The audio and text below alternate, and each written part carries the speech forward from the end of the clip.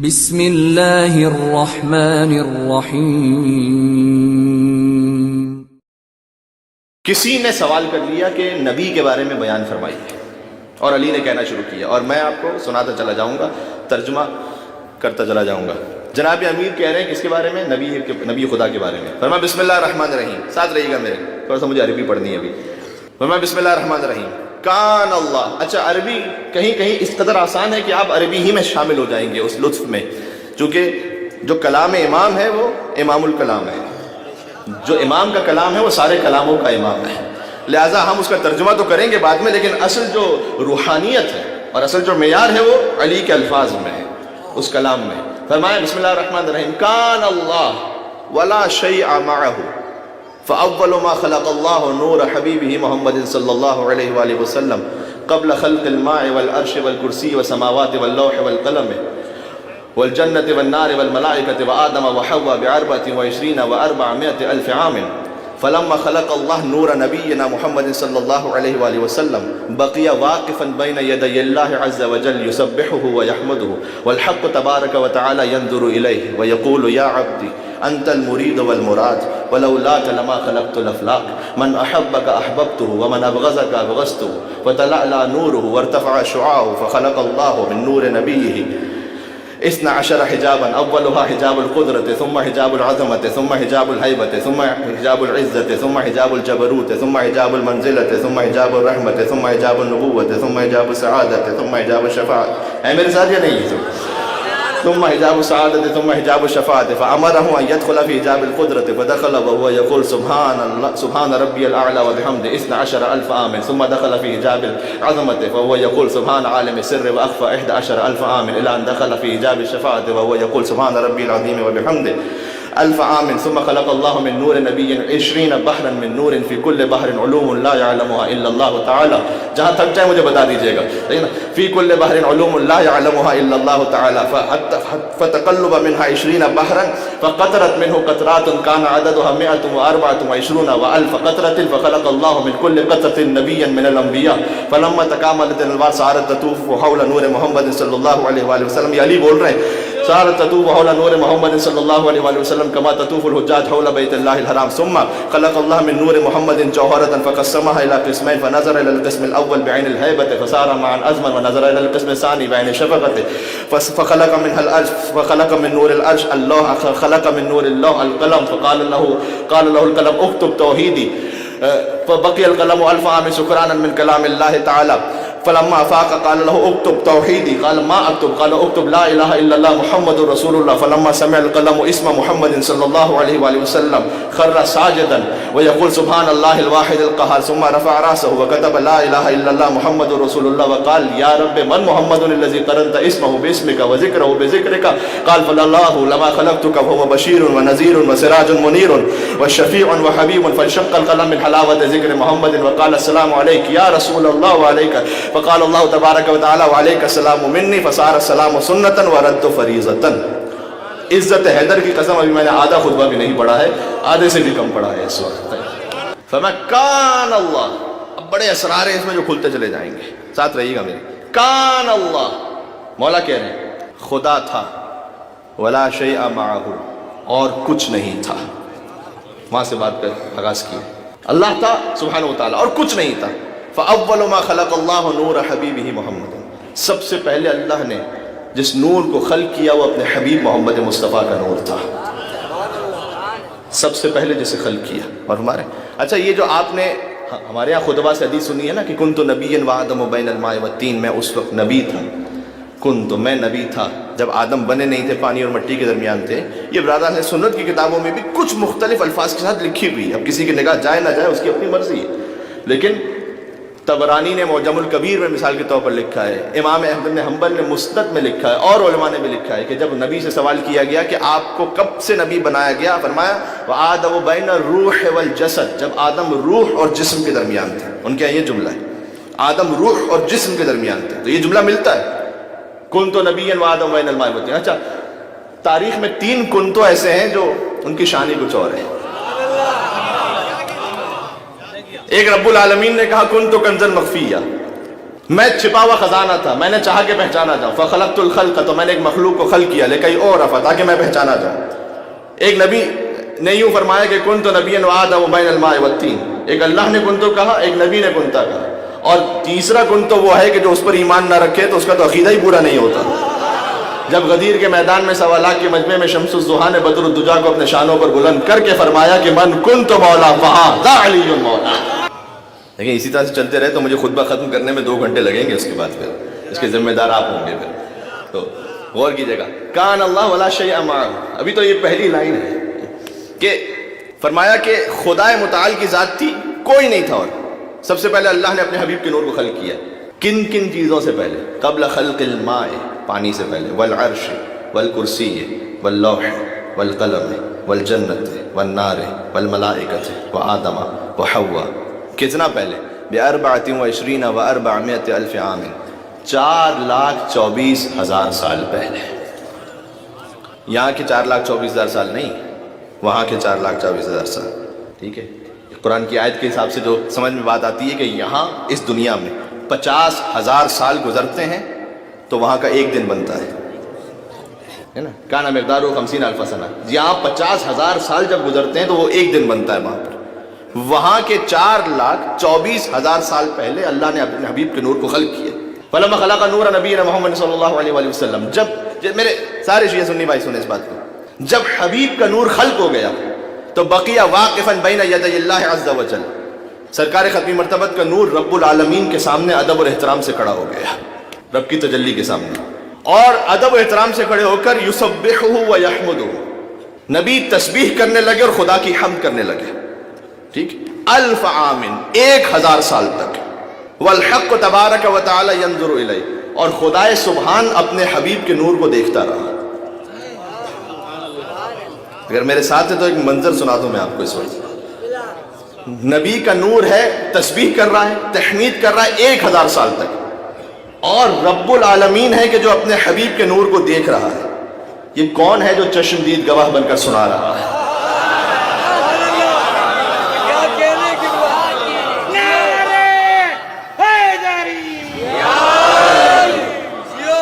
عجیب ہے، خدا کی قسم یہ عجیب ہے کہ 1000 سال تک تسبیح تحمید ہوتی رہی، اللہ سبحانہ و تعالیٰ دیکھتا رہا، اللہ کو تبارک و تعالیٰ ینظر الیہ ویقول، اور خدا کہتا رہا کہ یا عبدی، اے میرے بندے، تو میرا بندہ ہے، انت المرید والمراد، مراد بھی تو ہے، مرید بھی تو ہے۔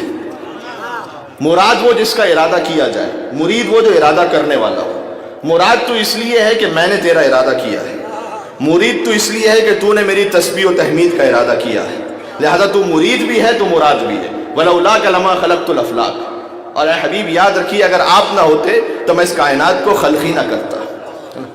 آدمی کی کیا حیثیت، آدم بھی خلق نہ ہوتے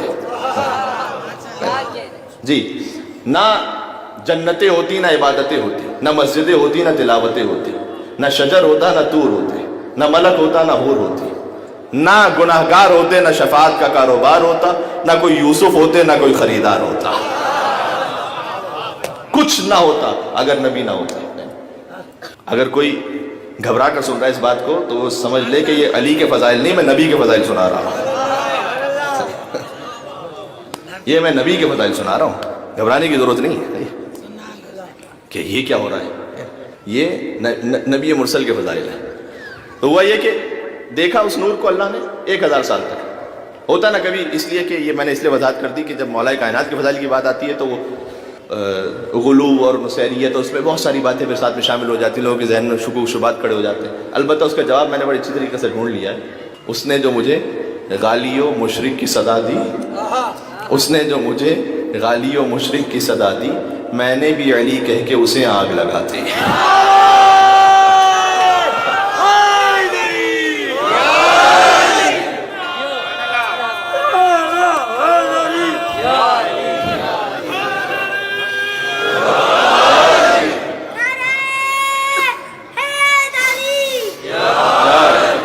سمجھا رہی؟ ہاں، یہاں یہ وضاحت کرنا ضروری ہے، اگر کوئی نعوذ باللہ من ذالک علی کو خدا کہہ رہا ہے، اس کا شیعت سے کوئی تعلق نہیں۔ مولا کائنات کے نام کے ساتھ جل جلالہ لکھنا ہمیں کہیں ائمہ کی سیرت میں نہیں ملتا، کہیں پر बुजुर्गान की सीरत में नहीं मिलता। अल्लाह सुब्हानहु व तआला की किताब कुरान, सुन्नत आइम्मा अलैहिस्सलाम, उसमें कहीं ये बातें नहीं मिलती। लिहाजा वो चीज़ें जो ना मिलें उनको अपनी तरफ से ना लगाएं, ठीक है। असल कमाल तो यही है भाई, बंदा रखो और फिर फजाइल बयान करो। असल तो शान ही यही है कि बंदा रखो। मैं अब बहुत क्लियर बात कह रहा हूँ, अच्छा दोनों तरफ से। मैं उस पर बहुत, मुझे कहते हुए कोई आर नहीं है, उस पर लानत भेजता हूं जो अली को अल्लाह कहे। मैं उसे काबिल लानत कहता हूं जो अली को अल्लाह कहे, और उसे भी काबिल हिदायत समझता हूं जो अली को अपने जैसा कहे। तो 1000 साल तक, फिर खुतबे पे आ गया मैं, 1000 साल तक ये सिलसिला होता रहा। अंतल मुरीद वल मुराद, अगर ए हबीब आप ना होते तो मैं कायनात को खल्क ना करता। मन अहब्बका अहबब्तु, अल्लाह ने अपने हबीब से कहा, ए हबीब मुझे अपनी मोहब्बत के बारे में परवाह नहीं, जो आपसे मोहब्बत रखे वो मेरा मुहिब है। वमन अबग़ज़का अबग़ज़तु, जो आपसे बुग़्ज़ रखेगा वो मेरा बुग़्ज़ रखता है। अच्छा, जब हम यहाँ पर एक आम से खतीब से मौला के फ़ज़ाइल सुनते हैं, नबी के फ़ज़ाइल सुनते हैं, हम जोश विला में आ जाते हैं, ठीक है। जब बिला फ़स्ल सैयदुल मुरसलीन रब्बुल आलमीन से अपने फ़ज़ाइल सुन रहे होंगे, मैं तो सोच ही सकता हूँ कि क्या कैफियत होगी उस वक्त की। इसलिए कि आगे है खुतबे में मौला कायनात ने फरमाया फतला अल्लाह नूर, जैसे अल्लाह से बराह रास्त हबीब ने अपने फ़ज़ाइल सुने, वो नूर और जगमगाने लगा। वर्तफा, और उसके बाद वो पहुंच गया अर्श तक, वो नूर और बुलंद होता रहा। वो नूर जैसे ही वो नूर और बुलंद हुआ, फ़ख़लक़ल्लाहु मिन्हु 12 हिजाबन, सुनिएगा जुमले को, अल्लाह ने नूर मुहम्मदी से 12 हिजाबों को खल्क़ फरमाया। सही, अव्वलुहा हिजाबुल कुदरत, सुम्मा हिजाबुल अज़मत, सुम्मा हिजाबुल हैबत, सुम्मा हिजाबुल सआदत, सुम्मा हिजाबुल जबरूत, सुम्मा, ये सारे हिजाब अल्लाह ने खल्क़ फरमाए, ठीक है। 12 हिजाब खल्क़ हो गए। इसकी तफसील है, इस तफसील में मैं जा नहीं सकता, इस वक्त कम है। 12 हिजाब अल्लाह ने खल्क़ फरमाए। फिर कहा फ़अमरहु अन यदख़ुल फ़ी हिजाबिल कुदरत, अपने हबीब से कहा कि हबीब आप हिजाब कुदरत में दाखिल हो जाए। फ़दख़ला, हबीब का नूर हिजाब कुदरत में दाखिल हुआ। जैसे ही वो हिजाब कुदरत में पहुंचे तो वो जिक्र करने लगे सुभान रब्बियल आला व बिहम्दिही इसने अशरा अल्फ़ आमिन। 12,000 साल तक नबी का नूर सुभान रब्बियल आला व बिहम्दिही पढ़ता रहा। अल्लाहु अकबर। तुम दखल फी हिजाबिल अज़मत, उसके बाद हिजाब अज़मत में दाखिल हुए और जिक्र पढ़ते रहे सुभान आलिम सिर्र व अख़फ़ा, पाक और मुनज़्ज़ह है वो जो कि जो हर मख्फी चीज़ का भी जानने वाला है, ज़ाहिर चीज़ का भी जानने वाला है। ये 12 अल्फ़ आमिन 11,000 साल तक ये पढ़ते रहे। अच्छा, जैसे जैसे एक एक हिजाब है, एक 1000 साल कब हो रहा है, अब इसकी तफसील में नहीं जाता। इलान दखला फी हिजाब शफ़ाअत, आखिर में हिजाब शफ़ाअत में नबी का नूर दाखिल हुआ और कह रहे थे सुभान रब्बिल अज़ीम व बिहम्दिही अल्फ़ आमिन। 1000 साल तक ये कहते रहे सुभान रब्बिल अज़ीम व बिहम्दिही, नबी का नूर ये जिक्र पढ़ता रहा। अजीब शान है। तुम खलक़ल्लाहु मिन नूर नबीन 20 बहरन मिन नूर, फिर अल्लाह ने अपने नबी के नूर के सदक़े में 20 नूर के समंदरों को खल्क़ फरमाया। तो अल्लाह ने नबी के नूर से 20 समंदरों को, जो नूर के समंदर थे, उन्हें खल्क़ किया। उन 20 समंदरों की तफसील अपने मकाम पर। नबी का नूर 20 समंदरों के नूर से गुजरा। हाँ, एक जुमला कह दूं, फी कुल्लि बहरिन उलूमुन ला यअलमुहा इल्लल्लाह ताला, हर नूर के समंदर में वो इल्म थे कि जो अल्लाह के सिवा और कोई नहीं जानता था। नबी का नूर उसमें जो गुजरता रहा, गुजरता रहा, गुजरता रहा, गुजरता रहा। जब आप समंदर से गुजरें तो क्या होता है, जिस्म से कतरे बहते हैं। फ़क़तरत मिन्हु क़तरातुन, नबी के नूर से कतरे बहना शुरू हुए।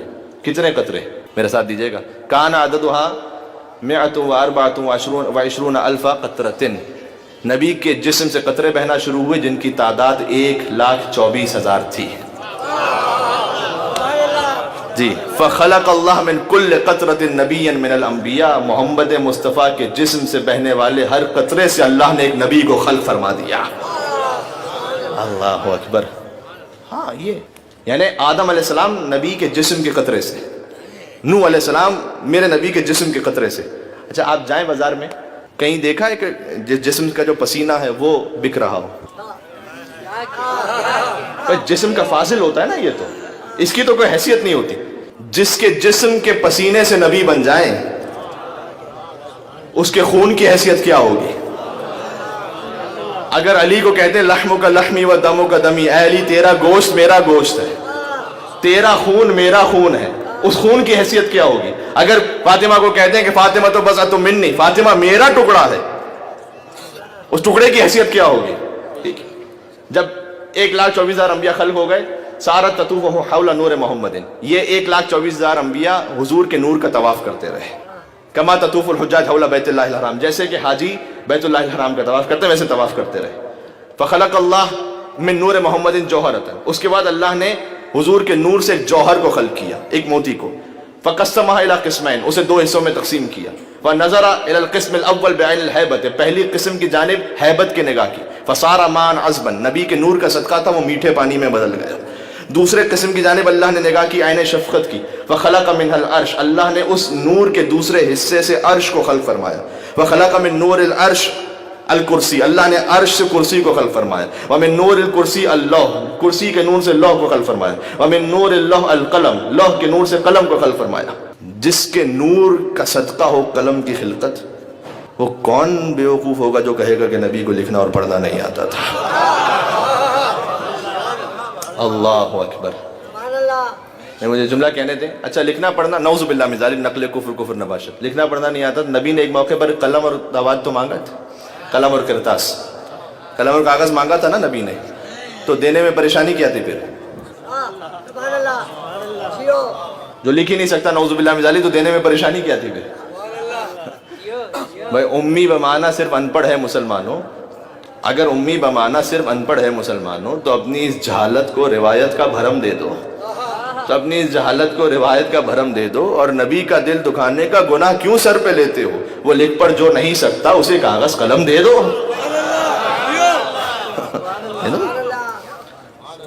اللہ نے قلم کو خلق کیا. اب بس ختم کر دی میں نے بات، ختم کر دی. جیسے ہی قلم کو خلق کیا اللہ سبحانہ وتعالیٰ نے کہا یہ ساری عالم، یہ کون ساری باتیں بتا سکتا ہے بھائی؟ جو ان کی خلقت سے پہلے وہی سمجھا سکتا ہے کہ کیا ہو رہا تھا. ٹھیک ہے، تو وہ مولا کائنات بتا رہے ہیں. جب قلم خلق ہو گیا اللہ نے کہا کہ اکتب توحیدی، اللہ نے قلم سے کہا میری توحید کو لکھو. فبقی القلم الف عام سکرانا من کلام اللہ تعالی، جو اللہ نے براہ راست قلم سے کلام کیا تھا تو قلم کانپتا رہا 1000 سال تک. فلما افاق، جب قلم کو کچھ افاقہ ہوا اللہ نے کہا اکتب توحیدی، میری توحید کو لکھو. اس نے کہا ما اکتب، پروردگار تیری توحید میں کیا لکھوں؟ صرف کہا تھا توحید لکھو. اللہ نے لکھوایا کیا؟ کہا اکتب، یہ لکھو لا الہ الا اللہ محمد الرسول اللہ.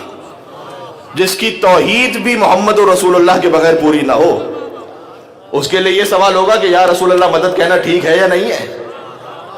کہا یہ لکھو لا الہ الا اللہ محمد رسول اللہ، یہ لکھو. جب یہ لکھ دیا قلم نے، یہ لکھ دیا تو جیسے اس میں محمد کو سنا خر ساجدن، قلم سجدے میں چلا گیا اور کہتا رہا سبحان اللہ الواحد القہار. اس کے بعد اس نے سجدے سے سر اٹھایا، کہا یا رب من محمد الذی قرنت اسمہ باسمک، یہ کون ہے محمد جس ان کے نام کو تو نے اپنے نام کے ساتھ رکھا ہے اور ان کے ذکر کو اپنے ذکر کے ساتھ رکھا ہے، یہ کون ہے؟ فرمایا کہ ولولا لما خلقتک، اے قلم اگر وہ نہ ہوتے تو تجھے بھی خلق نہ کرتا. وہو بشیر، یہ جلالت الہیہ دیکھیے، وہو بشیر و نذیر و سراج منیر و شفیع و حبیب، وہ شفیع ہے، وہ حبیب ہے، سراج منیر ہے، بشیر ہے، نذیر ہے. جیسے ہی قلم نے فضائل مصطفیٰ کو سنا رب العالمین سے، یہ بزرگ جانتے ہوں گے اس بات کو، جب ایک شے میں بہت زیادہ مٹھاس آ جائے تو کیا ہوتا ہے؟ شوگر کین ہے، واٹر میلن ہے، بہت زیادہ مٹھاس آ جائے پھٹ جاتا ہے وہ. جیسے ہی قلم نے براہ راست فضائل مصطفیٰ کو سنا فانشق القلم من حلاوت ذکر محمد، ذکر محمد کی مٹھاس ایسی تھی کہ قلم شق ہو گیا، پھٹ گیا قلم. اور اس نے کہا السلام علیک یا رسول اللہ، قلم نے کہا السلام علیک یا رسول اللہ، رسول کو سلام کیا تھا. فاجاب اللہ تعالی، اللہ نے جواب دیا وعلیک السلام منی، اے قلم تجھ پر میرا بھی سلام.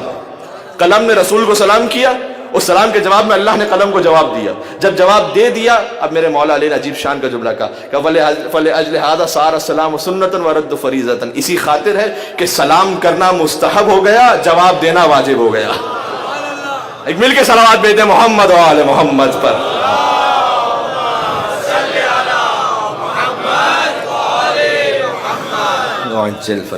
اللہ اکبر. یہ ہے شان مصطفیٰ صلی اللہ علیہ وسلم. غور ہمارے یعنی بعد از خدا بزرگ توئی قصہ مختصر، خدا کے بعد ساری بزرگی سرکار ختمی مرتبت کے لیے. جی آپ کی توجہات ہیں تو میں ایک اور معراج پر آپ کو لے کے چلوں. جب نبی سب سے بڑے ہیں بعد از خدا، تو خدا کے بعد جو سب سے بڑا ہے ابو طالب کی گودی کا بلا ہے. اب کوئی کچھ بھی کہتا رہے، مجھے پرواہ نہیں. کوئی کہے کہ کیا تھے، یہ تھے کہ وہ نہ تھے، اتنا میں جانتا ہوں کہ خدا کے بعد جو سب سے بڑا ہے ابو طالب کی گودی کا پلا ہے. اگر حمایت ابو طالب علیہ السلام نہ ہوتی تو دعوت ذوالعشیرہ ہی نہ ہو پاتی میرے بھائی.